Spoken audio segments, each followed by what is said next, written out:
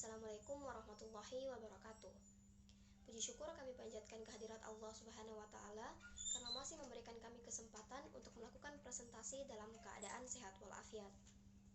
Pertama-tama, saya mengucapkan terima kasih kepada Bapak Profesor Dr. Haryanto MPD dan kepada teman-teman sekalian atas kesediaannya untuk mendengarkan presentasi kami.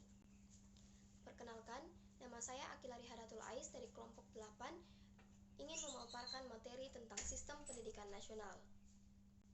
Sistem pendidikan nasional Indonesia disusun berlandaskan kepada kebudayaan bangsa Indonesia dan berdasar pada Pancasila dan Undang-Undang 1945 sebagai kristalisasi nilai-nilai hidup bangsa Indonesia. Penyelenggaraan sistem pendidikan nasional disusun sedemikian rupa, meskipun secara garis besar ada persamaan dengan sistem pendidikan nasional bangsa lain, sehingga sesuai dengan kebutuhan akan pendidikan dari bangsa Indonesia yang secara geografis, demografis, historis, dan kultural berciri khas. Kelembagaan, program, dan pengelolaan pendidikan. Pendidikan adalah usaha sadar untuk menyiapkan peserta didik agar dapat berperan aktif dan positif dalam hidupnya sekarang dan yang akan datang. Pendidikan nasional Indonesia adalah pendidikan yang berakar pada kebudayaan bangsa Indonesia dan berdasar kepada pencapaian tujuan pembangunan nasional Indonesia. Kelembagaan pendidikan.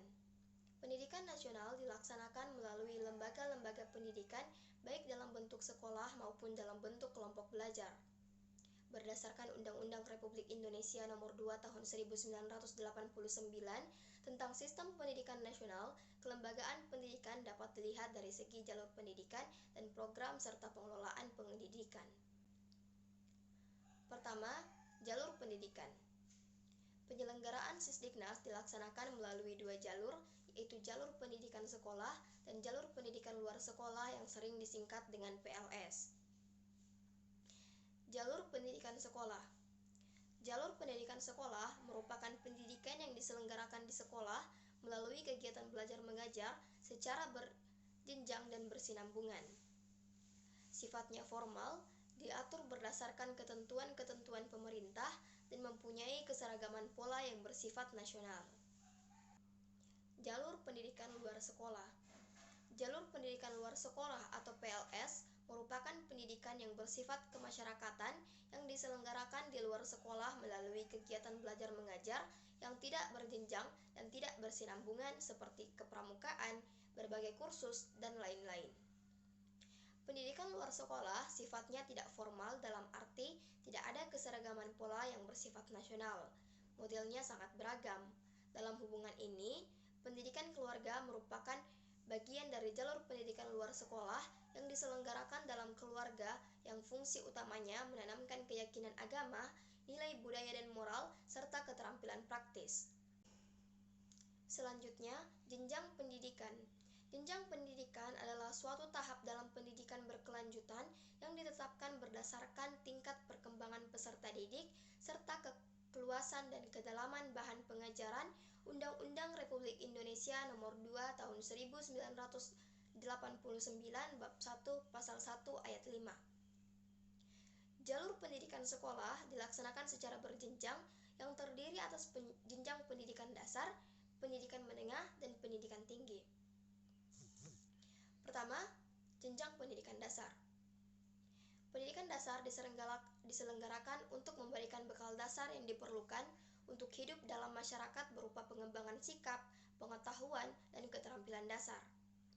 Di samping itu, juga berfungsi mempersiapkan peserta didik yang memenuhi persyaratan untuk mengikuti pendidikan menengah. Oleh karena itu, pendidikan dasar menyediakan kesempatan bagi seluruh warga negara untuk memperoleh pendidikan yang bersifat dasar dan tiap-tiap warga negara diwajibkan menempuh pendidikan dasar sampai pendidikan tinggi. 2. Jenjang pendidikan menengah. Pendidikan menengah yang lamanya 3 tahun sesudah pendidikan dasar diselenggarakan di SLTA atau Sekolah Lanjutan Tingkat Atas atau satuan pendidikan yang sederajat pendidikan menengah dalam hubungan ke bawah berfungsi sebagai lanjutan dan perluasan pendidikan dasar dan dalam hubungan ke atas mempersiapkan peserta didik untuk mengikuti pendidikan tinggi atau memasuki memasuki lapangan kerja. Yang ketiga, jenjang pendidikan tinggi. Pendidikan tinggi merupakan kelanjutan pendidikan menengah yang diselenggarakan untuk menyiapkan peserta didik menjadi anggota masyarakat yang memiliki kemampuan akademik atau profesional yang dapat menerapkan, mengembangkan, atau menciptakan ilmu pengetahuan, teknologi, atau kesenian. Untuk dapat mencapai tujuan tersebut, Lembaga Pendidikan Tinggi melaksanakan misi Tridharma pendidikan tinggi yang meliputi pendidikan penelitian dan pengabdian kepada masyarakat dalam ruang lingkup tanah air Indonesia sebagai kesatuan wilayah pendidikan nasional. Selanjutnya, program dan pengelolaan pendidikan. Pertama, jenis program pendidikan. Jenis pendidikan adalah pendidikan yang dikelompokkan sesuai dengan sifat dan kekhususan tujuannya. Undang-Undang Republik Indonesia Nomor 2 Tahun 1989, Bab 1 Pasal 1 Ayat 4 Nomor 2 Tahun 1989. Program pendidikan yang termasuk jalur pendidikan sekolah terdiri atas pendidikan umum, pendidikan kejuruan, dan pendidikan lainnya. Pertama, pendidikan umum. Pendidikan umum adalah pendidikan yang mengutamakan perluasan pengetahuan dan keterampilan peserta didik dengan spesialisasi yang diciptakan pada jenjang pendidikan akhir. Pendidikan umum berfungsi sebagai acuan umum untuk jenis pendidikan lainnya. Yang termasuk pendidikan umum adalah sekolah dasar, sekolah menengah pertama, sekolah menengah atas, dan universitas. Kedua, pendidikan kejuruan. Pendidikan kejuruan adalah pendidikan yang mempersiapkan peserta didik untuk dapat bekerja pada bidang pekerjaan tertentu, seperti bidang teknik, jasa boga, busana, perhotelan, kerajinan, administrasi perkantoran, dan lain-lain. Lembaga pendidikannya seperti STM, SMTK, SMIP, SMIK, dan SMEA. Selain dua jenis program pendidikan, yaitu pendidikan umum dan pendidikan kejuruan, masih ada 3 jenis program pendidikan yang lain, yaitu pendidikan luar biasa, pendidikan kedinasan, dan pendidikan agama. Pendidikan luar biasa. Pendidikan luar biasa merupakan pendidikan khusus yang diselenggarakan untuk peserta didik yang menyandang kelainan fisik atau mental. Yang termasuk pendidikan luar biasa adalah SDLB, Sekolah Dasar Luar Biasa. Untuk jenjang pendidikan menengah, masing-masing memiliki program khusus, yaitu program untuk anak tunanetra, tunarungu, dan tunadaksa, serta tunagrahita. Untuk pengadaan gurunya disediakan SGPLB, Sekolah Guru Pendidikan Luar Biasa, setara dengan Diploma 3. Selanjutnya, pendidikan kedinasan. Pendidikan kedinasan merupakan pendidikan khusus yang diselenggarakan untuk meningkatkan kemampuan dalam pelaksanaan tugas kedinasan bagi pegawai atau calon pegawai suatu departemen pemerintah atau lembaga pemerintah non-departemen. Pendidikan kedinasan dapat terdiri dari pendidikan tingkat menengah dan pendidikan tingkat tinggi. Yang termasuk pendidikan tingkat menengah seperti SPK atau Sekolah Perawat Kesehatan, dan yang termasuk pendidikan tingkat tinggi seperti APDBN, Akademi Pemerintah Dalam Negeri. Selanjutnya, pendidikan agama. Pendidikan keagamaan merupakan pendidikan khusus yang mempersiapkan peserta didik untuk dapat melaksanakan peranan yang menuntut penguasaan pengetahuan khusus tentang ajaran agama. Pendidikan keagamaan dapat terdiri dari tingkat pendidikan dasar, tingkat pendidikan menengah, dan tingkat pendidikan tinggi. Yang termasuk tingkat pendidikan dasar misalnya Madrasah Ibtidaiyah, tingkat pendidikan menengah seperti Sanawiyah, PGIN Pendidikan Guru Agama Negeri, dan yang tingkat pendidikan tinggi seperti Sekolah Teologia IAIN atau Institusi Agama Islam Negeri, dan IHD Institut Hindu Dharma. Itulah materi yang dapat saya paparkan. Materi selanjutnya akan dilanjutkan oleh Andi Husnul Khotimah Badaruddin. Dengan ini saya persilahkan. Assalamualaikum warahmatullahi wabarakatuh. Nama saya Husnul Khotimah Badaruddin yang akan melanjutkan materi dari Akila. Kurikulum program pendidikan. Konsep sistem pendidikan nasional direalisir melalui kurikulum. Kurikulum memberi bekal pengetahuan, sikap, dan keterampilan kepada peserta didik. Istilah kurikulum asal mulanya dari dunia olahraga yang diberikan oleh para ahli. Kurir dalam bahasa Yunani kuno berarti pelari, kurer artinya tempat berpacu. Kurikulum kemudian diartikan jarak yang ditempuh oleh pelari. Berdasarkan arti yang terkandung dalam rumusan tersebut, kurikulum dalam pendidikan dianalogikan sebagai arena tempat peserta didik berlari untuk mencapai finish, seperti gelar, ijazah, atau diploma. Kurikulum mengandung dua aspek, yaitu aspek kesatuan nasional yang memuat unsur-unsur penyatuan bangsa. Yang kedua, aspek lokal yang memuat sifat-sifat kekhasan daerah, baik yang merupakan unsur budaya, sosial, maupun lingkungan alam, yang menghidupkan sifat kebinekaan dan merupakan kekayaan sosial. Kurikulum yang mengandung aspek kesatuan nasional memberikan bekal kesadaran dan kesatuan nasional, semangat kebangsaan, kesetiaan sosial, serta mempertebal rasa cinta tanah air disebut kurikulum nasional, dan yang mengandung unsur-unsur lokal disebut muatan lokal dalam kurikulum. Kurikulum nasional. Tujuan pendidikan nasional dinyatakan di dalam UU RI nomor 2 tahun 1949 pasal 3, yaitu pertama, terwujudnya bangsa yang cerdas, kedua, manusia yang utuh, beriman dan bertakwa kepada Tuhan Yang Maha Esa, ketiga, berbudi pekerti luhur, keempat, terampil dan berpengetahuan, kelima, sehat jasmani dan rohani, keenam, berkepribadian yang mantap dan mandiri, ketujuh, bertanggung jawab pada kemasyarakatan dan kebangsaan. Masing-masing satuan pendidikan menurut jalur, jenjang, dan jenis mempunyai tugas untuk mencapai tujuan nasional tersebut, di samping tujuan institusional yang diemban oleh masing-masing satuan pendidikan. Jadi, tujuan pendidikan nasional diberlakukan untuk semua satuan pendidikan, dari pendidikan prasekolah sampai dengan pendidikan tinggi, pendidikan persekolahan, dan pendidikan luar biasa. Demikian pula jenis pendidikan khusus, seperti pendidikan anak luar biasa, pendidikan kedinasan, dan seterusnya. Ciri-ciri kurikulum nasional yaitu pertama, diberlakukan sama pada setiap macam satuan pendidikan di seluruh Indonesia. Kedua, ditetapkan oleh pemerintah atau Menteri Pendidikan dan Kebudayaan atau menteri lain atau pimpinan lembaga pemerintahan non-departemen berdasarkan pelimpahan wewenang dari Menteri Pendidikan dan Kebudayaan. Yang ketiga, tujuannya untuk menggalang kesatuan nasional dan pengendalian mutu pendidikan secara nasional. Kurikulum muatan lokal. Latar belakang. Keanekaragaman budaya, lingkungan sosial, dan kondisi alam itu merupakan kekayaan hidup bangsa Indonesia. Oleh karena itu, perlu dilestarikan dan dikembangkan melalui upaya pendidikan.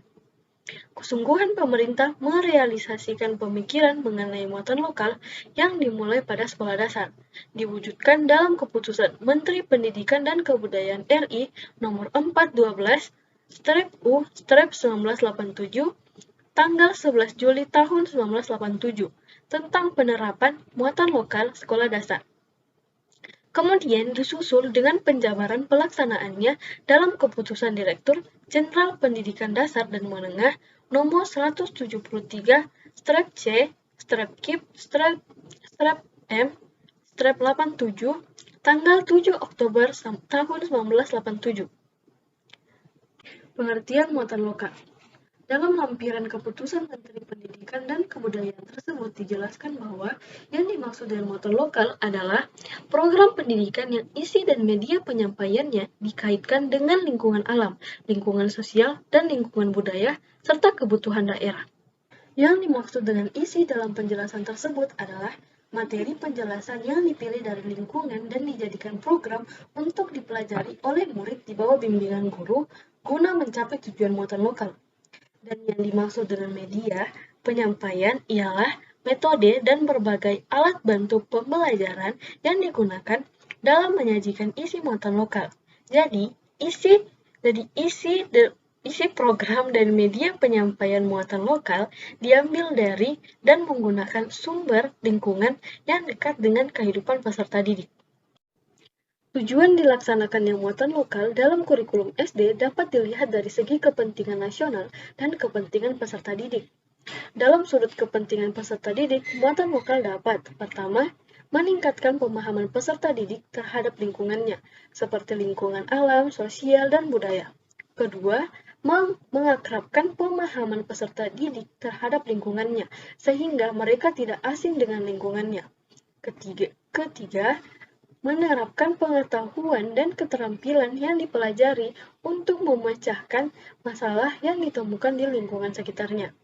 Keempat, memanfaatkan sumber belajar yang kaya yang terdapat di lingkungannya. Kelima, mempermudah peserta didik menyerap materi pembelajaran.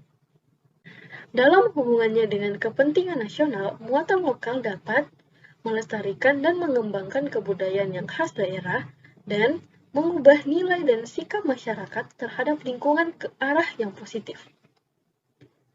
Nah, cara pengaplikasian muatan lokal ke dalam kurikulum, pada dasarnya pengaplikasian muatan lokal ke dalam kurikulum itu ada dua macam, yaitu pertama, dilihat dari unit muatan lokal atau lingkungan muatan lokal besar atau kecil. Kedua, dilihat dari proses memadukan muatan lokal ke dalam kurikulum. Seperti mulai dari kurikulumnya ataukah dari muatan lokalnya. Dalam garis besarnya, cara pengaplikasian dua hal tersebut masing-masing disesuaikan dengan kebutuhan. Untuk muatan lokal unit kecil lazimnya dimulai dari kurikulumnya, sedangkan untuk muatan lokal unit besar dimulai dari muatan lokalnya. Terakhir, cara merancang pengajaran. Setelah muatan lokal mendapat tempat dalam kurikulum, maka langkah berikutnya adalah menjabarkan muatan lokal itu ke dalam bentuk rancangan pengajaran. Pada kegiatan ini sudah harus dimanfaatkan wawasan tentang pendekatan yang digunakan, strategi belajar, metode atau teknik, sarana, dan seterusnya. Faktor penghambat dan penunjang pelaksanaan muatan lokal. Faktor penghambat. Pertama, sifat dari pelajaran muatan lokal itu sendiri sebagian besar memberi tekanan pada pembinaan tingkah laku efektif dan psikomotor. Kedua, dilihat dari segi ketenagaan, pelaksanaan muatan lokal memerlukan pengorganisasian secara khusus karena melibatkan pihak-pihak lain selain sekolah. Ketiga, dilihat dari segi proses belajar mengajar, pelaksanaan muatan lokal menggunakan pendekatan keterampilan proses dan CBSA. Keempat, sistem ujian akhir dan ijazah yang diselenggarakan di sekolah umumnya masih menciptakan iklim pengajaran yang memberikan tekanan lebih pada mata pelajaran akademik, sedangkan pelajaran-pelajaran yang memberikan bekal praktis kepada peserta didik seperti pendidikan keterampilan dianggap bersifat fakultatif. Kelima, sarana penunjang tertentu bagi pelaksanaan muatan lokal secara optimal kebanyakan tidak dimiliki oleh sekolah dan mungkin juga tidak tersedia di masyarakat, misalnya untuk keperluan simulasi. Faktor penunjang. Adanya keinginan dari kebanyakan peserta didik untuk cepat memperoleh bekal kerja dan pekerjaan apapun yang membawa hasil. Kedua, materi muatan lokal yang dapat dijadikan sasaran belajar cukup banyak tersedia, baik macamnya maupun penyebarannya di semua daerah, sehingga penentuan daerah perintisan maupun tidak diseminasinya tidak sulit. Dan ketiga, ketenagaan yang bervariasi lintas sektoral, narasumber, yang partisipasinya dapat menunjang dan dapat dilibatkan dalam penyelenggaraan muatan lokal tidak sulit ditemukan pada semua daerah atau lokasi. Yang keempat, adanya materi muatan lokal yang sudah tercantum sebagai materi kurikulum dan sudah dilaksanakan secara rutin, hanya tinggal pembenahan efektivitasnya yang perlu ditingkatkan, misalnya pelajaran bahasa daerah. Dan yang terakhir, media massa khususnya media komunikasi visual seperti TV dan video sudah tidak sulit untuk dimanfaatkan guna penyebaran informasi berupa contoh-contoh model pelaksanaan muatan lokal yang berhasil. Dengan demikian, ide tentang muatan lokal lebih cepat bermasyarakat. Sekian materi dari saya, terima kasih. Dan materi selanjutnya akan dijelaskan oleh teman saya, Adila. Baik, terima kasih atas kesempatan yang diberikan. Saya Adila Dianti akan membawakan materi upaya pembangunan pendidikan nasional. Pertama, jenis upaya pembaruan pendidikan. Seperti telah dijelaskan pada bab terdahulu bahwa sistem pendidikan selalu menghadapi tantangan baru, karena masyarakat selalu mengalami kemajuan dengan serta-merta timbulnya kebutuhan-kebutuhan baru. Untuk menghadapi tantangan-tantangan baru itu, Pendidikan berupaya melakukan pembaruan dengan jalan menyempurnakan sistemnya. Sejak Pelita 2, berkat adanya tuntutan pembangunan dan pengaruh perkembangan iptek, utamanya ilmu pengetahuan perilaku, dunia pendidikan di tanah air kita mulai melakukan penyempurnaan. Pengaruh ilmu perilaku itu terasa, misalnya antara lain pada lahirnya kurikulum 1975-1976 yang memanfaatkan teori taksonomi tingkah laku dari Beb Bloom dalam merumuskan tujuan pendidikan. Ternyata penyempurnaan tidak hanya terjadi pada segi-segi teknologi belajar mengajar, tetapi bahkan mengenai hal-hal yang bersifat mendasar, yaitu landasan pendidikan. Uraian berikut ini akan memberikan gambaran tentang upaya pembaruan sistem pendidikan yang dimulai dari Pelita 2 hingga awal Pelita 6 selama hampir satu periode pembangunan jangka panjang. Pembaruan yang terjadi meliputi landasan yuridis, kurikulum dan perangkat penunjangnya, struktur pendidikan, dan tenaga kependidikan. A. Pembaruan landasan yuridis. Suatu pembaruan pendidikan yang sangat mendasar ialah pembaruan yang tertuju pada landasan yuridisnya, karena pembaruan landasan yuridis berhubungan dengan hal-hal yang bersifat mendasar atau fundamental dan yang bersifat prinsipal. Dikatakan demikian karena landasan yuridis itu mendasari semua kegiatan pelaksanaan pendidikan dan mengenai hal-hal yang penting seperti komponen struktur pendidikan, kurikulum, pengelolaan, pengawasan, dan ketenagaan.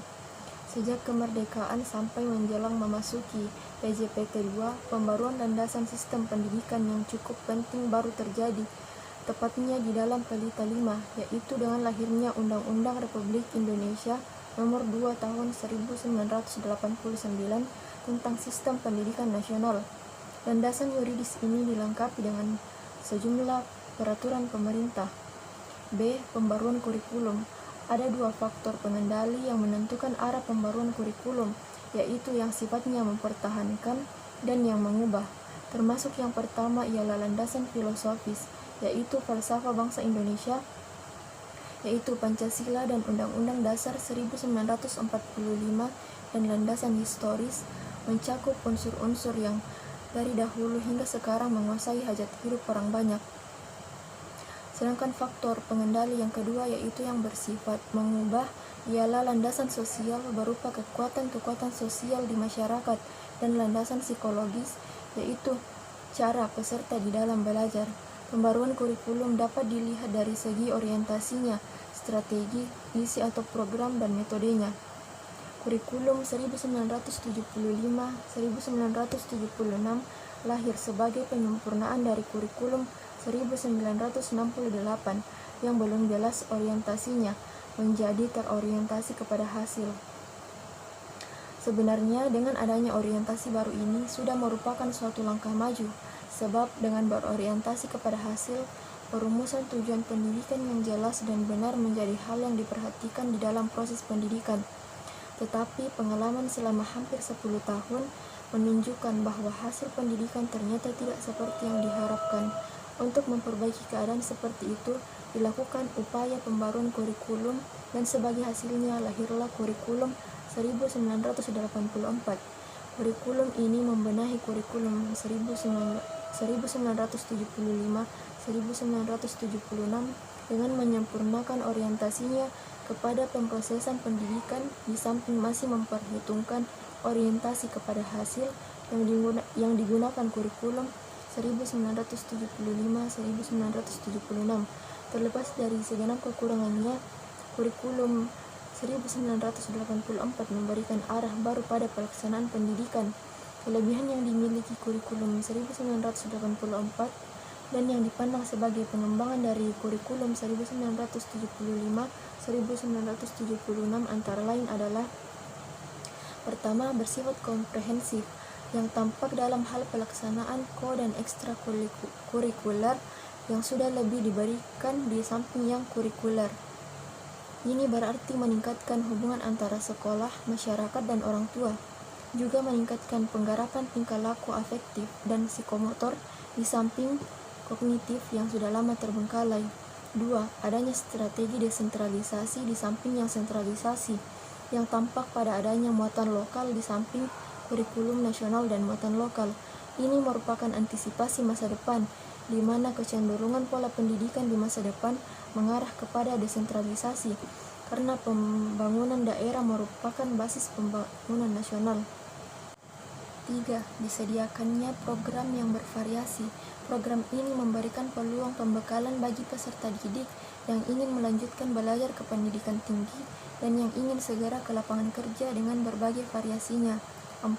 Adanya penekanan pada keterampilan proses dengan menggunakan pendekatan CBSA dan peranan evaluasi formatif dalam proses pembelajaran. Ini merupakan isu penting karena hasil belajar yang baik hanya dimungkinkan oleh proses pembelajaran yang berkualitas. 5. Adanya upaya perampingan kurikulum yang memungkinkan pemilihan dan penyajian materi pembelajaran yang esensial.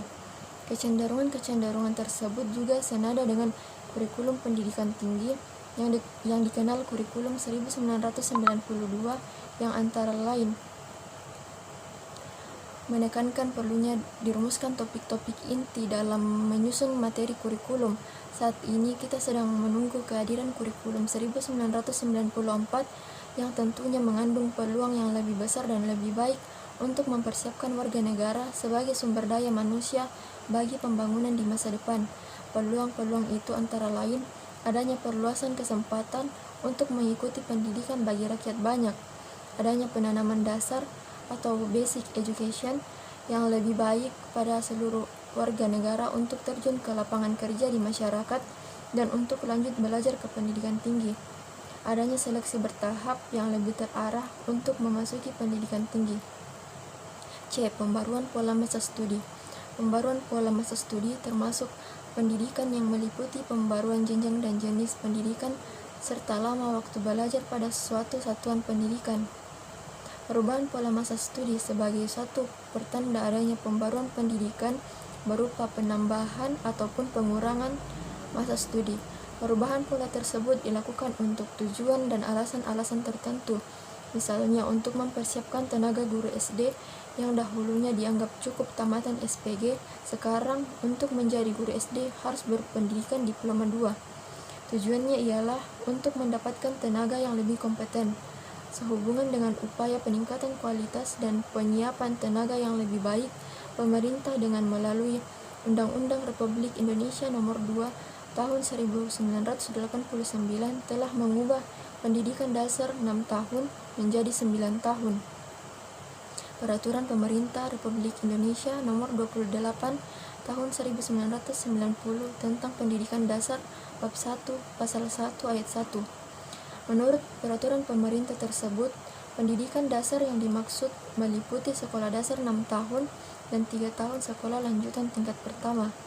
Strategi ini mempunyai arti penting dalam rangka menyiapkan warga negara sebagai sumber daya manusia untuk pembangunan yang menuntut persyaratan lebih baik. Di sisi lain pendidikan, sarjana yang pada masa studi lalu harus ditempuh 5 tahun diperpendek menjadi 4 tahun, disebut program S1. Alasan yang mendasari antara lain bahwa pendidikan program S1 dipandang cukup memberikan bekal dasar sehingga tidak perlu terlalu lama. Pengembangan dan penyesuaian alumni S1 dengan tuntutan persyaratan kerja nantinya dapat ditempuh melalui pendidikan dalam jabatan. Malahan, pendidikan dalam jabatan dipandang lebih mudah disesuaikan dengan persyaratan kerja yang juga sering berubah. D. Pembaruan tenaga kependidikan di samping pembaruan landasan yuridis dan kurikulum. Pengembangan sistem pendidikan nasional juga menyentuh pembaruan komponen lain, yaitu tenaga kependidikan. Yang dimaksud dengan tenaga kependidikan adalah tenaga yang bertugas menyelenggarakan kegiatan mengajar, melatih, meneliti, mengembangkan, mengelola, dan memberikan pelayanan teknis dalam bidang pendidikan. Undang-Undang Republik Indonesia Nomor 2 Bab 7 Pasal 27 Ayat 1. Pembaruan terhadap komponen tenaga kependidikan dipandang sangat penting karena pembaruan pada komponen-komponen lain tanpa ditunjang oleh tenaga-tenaga pelaksana yang kompeten tidak akan ada artinya. Berdasarkan aneka ragam tugas seperti yang dinyatakan dalam pasal 27 ayat 1 tersebut, maka diperlukan jenis tenaga yang lain di samping guru. Meskipun guru sendiri mengalami perubahan peran dari peran tunggal ke multiperan. Tenaga yang lain di samping guru ialah pustakawan, laboran, konselor, teknisi sumber belajar, dan lain-lain. Keberadaan tenaga kependidikan yang bermacam-macam di samping guru ini mempunyai landasan yuridis, yaitu Undang-Undang Republik Indonesia Nomor 2 Tahun 1989 Bab 7 Pasal 27 Ayat 2 yang dijabarkan lebih rinci dalam Peraturan Pemerintah Republik Indonesia Nomor 38 Tahun 1992 tentang tenaga kependidikan. Akhirnya Peraturan Pemerintah Republik Indonesia Nomor 38 Tahun 1992 ini merupakan suatu pertanda bahwa beberapa sistem pendidikan itu mengantisipasi hari depan. Sebab peraturan pemerintah tersebut berpasangan dengan Undang-Undang Republik Indonesia Nomor 2 Tahun 1989 Pasal 35 tentang penyediaan sumber belajar oleh sekolah, di mana tenaga teknisi sumber belajar harus bekerja. Jika kedua macam ketentuan tersebut terlaksana dengan baik, berarti terbuka peluang yang amat besar bagi didaya gunakannya teknologi pendidikan yang berpengaruh besar terhadap peningkatan kualitas proses pendidikan. 2.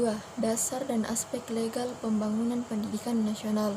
Dasar dan aspek legal pembangunan pendidikan nasional berupa ketentuan-ketentuan yuridis yang menjadi dasar, acuan, serta mengatur penyelenggaraan sistem pendidikan nasional seperti Pancasila, Undang-Undang Dasar 1945, GBHN, Undang-Undang Organik Pendidikan, Peraturan Pemerintah, dan lain-lain. Pancasila seperti yang tercantum dalam pembukaan Undang-Undang Dasar 1945 merupakan kepribadian, tujuan, dan pandangan hidup bangsa. Oleh karena itu, sistem pendidikan nasional yang mempunyai misi mencerdaskan kehidupan bangsa sebagaimana termaktub dalam pembukaan Undang-Undang Dasar 1945 berlandaskan Pancasila dan berdasar pada Undang-Undang Dasar 1945. Selanjutnya, Undang-Undang Dasar 1945 dituangkan ke dalam TAP MPR tentang GBHN khususnya bidang pendidikan dalam TAP MPR nomor 4 MPR 1973 sampai dengan TAP MPR RI nomor 2 MPR 1993 dengan jelas dikemukakan program umum pendidikan dan pembangunan pendidikan. Di dalam semua ketetapan itu terlihat adanya kesinambungan yang mencakup program utama pembangunan pendidikan, yaitu A. Perluasan dan pemerataan kesempatan mengikuti pendidikan, B. Peningkatan mutu pendidikan, C. Peningkatan relevansi pendidikan, D. Peningkatan efisiensi dan efektivitas pendidikan, E. Pengembangan kebudayaan, dan F. Pembinaan generasi muda. Keenam macam program pokok sebagai kebijakan pembangunan sistem pendidikan tersebut sejalan dengan Undang-Undang Dasar 1945, yakni bahwa pembangunan pendidikan bermaksud mewujudkan cita-cita kemerdekaan, yaitu mencerdaskan kehidupan bangsa agar terciptanya kesejahteraan umum dan dapat ikut melaksanakan ketertiban dunia yang berdasarkan kemerdekaan, perdamaian abadi, dan keadilan sosial. Program pokok pembangunan pendidikan yang dinyatakan dalam GBHN tersebut juga memberi pedoman bagi upaya merealisasikan pasal 31 dan pasal 32 Undang-Undang Dasar 1945, yakni bahwa tiap-tiap warga negara mendapat pengajaran. Pemerintah mengusahakan dan menyelenggarakan satu sistem pengajaran nasional. Pemerintah memajukan kebudayaan nasional Indonesia. Undang-Undang Dasar 1945 sebagai landasan yuridis merupakan hukum tertinggi dari organisasi kenegaraan yang memuat garis besar, dasar, dan tujuan negara.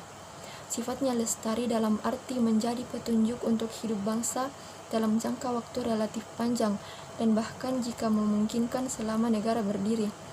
Untuk penyelenggaraan segala sesuatu yang ditetapkan dalam Undang-Undang Dasar 1945 itu diperlukan ketetapan-ketetapan yang lebih rendah, yaitu yang tertuang dalam Undang-Undang Organik. Undang-undang organik adalah peraturan untuk menyelenggarakan aturan dasar yang tercantum dalam Undang-Undang Dasar sebagai usaha untuk mewujudkan tujuan negara.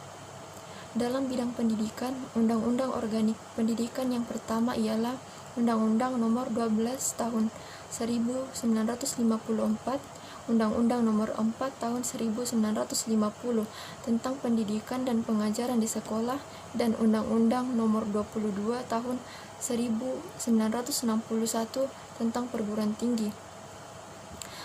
Kedua macam undang-undang organik tersebut berlaku cukup lama, karena kelihatannya dari segi keadaan darurat yang mendesak belum dipandang perlu untuk mengganti Undang-Undang Nomor 12 Tahun 1954 dan Undang-Undang Nomor 22 Tahun 1967, misalnya dengan peraturan pemerintah pengganti undang-undang di bidang pendidikan sampai tahun 1982. Meskipun secara konstitusional lahirnya hal itu dimungkinkan.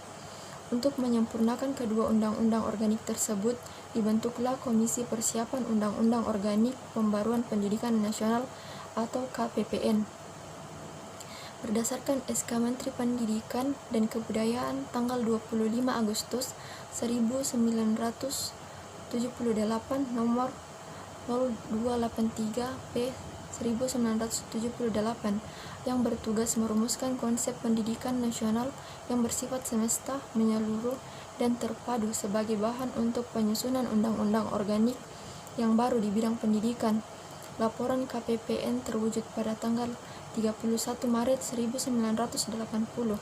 Di samping itu, karena negara Republik Indonesia sebagai negara kesatuan terlalu luas, sedangkan penyelenggaraan pemerintahan harus efisien dan efektif, maka ditetapkanlah Undang-Undang Nomor 5 Tahun 1974 yang antara lain mengatur undang-undang dan peraturan pemerintah daerah tingkat 1 provinsi dan daerah tingkat 2 kabupaten atau kota madya.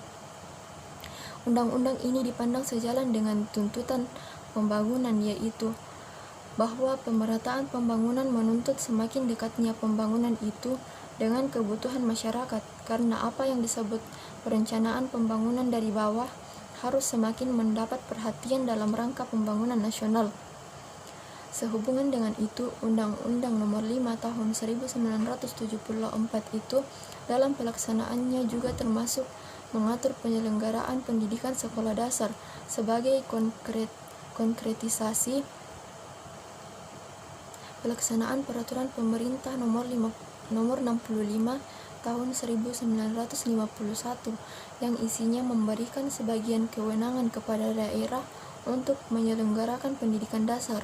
Peraturan pemerintah nomor 65 tahun 1951 ini nantinya pada tahun 1990 dilengkapi dengan peraturan pemerintah nomor 28 tahun 1990 tentang pendidikan dasar, kecuali aturan-aturan sebagaimana telah dikemukakan dalam keadaan khusus jika ada hal-hal mengenai suatu bidang yang menjadi tanggung jawab beberapa menteri, maka dimungkinkan untuk membuat ketentuan bersama dalam suatu bentuk ketentuan hukum yang disebut surat keputusan bersama yang tingkatannya sama dengan keputusan menteri.